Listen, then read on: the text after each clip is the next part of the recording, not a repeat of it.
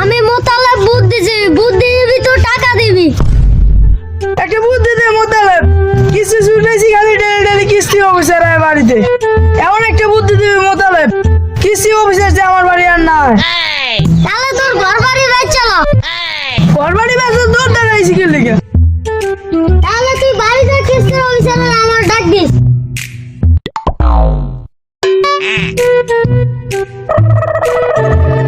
এ রবিউল ভাই রে কিস্তি টেলে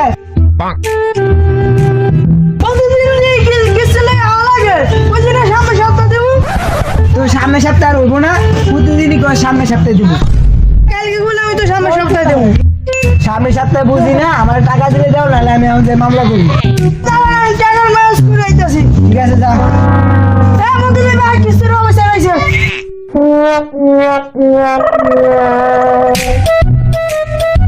দূরে বেটা কারে লই আইছিস? আমি মোতালেব বুদ্ধি দিবি তোর টাকা দিবি। বুদ্ধি দিয়ে কি আর আমার তো টাকা লাগবো। তোর টাকা পাবো না, তুই টাকা দিয়ে দে। টাকা মানে তুই আনছি কি লেগা? তুই একটা বুদ্ধি দে, এমন বুদ্ধি টাকা যে না দেওয়া লাগে। কি মাপ করা যায় না? মাফ করা যায়, তো মাফ করবো কেমন? মরে গেলে মাফ করা যায় তো, ও তো মরে নাই। তাহলে তুই মরে যা। ধরে বেড়ে যা, তোমার শোয়ারে কেমন?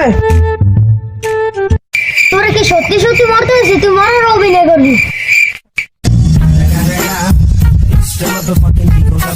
এখন তোর মরে গেছে, এখন টাকা মাপ। ঠিক আছে টাকা মাফ, আমি যাই।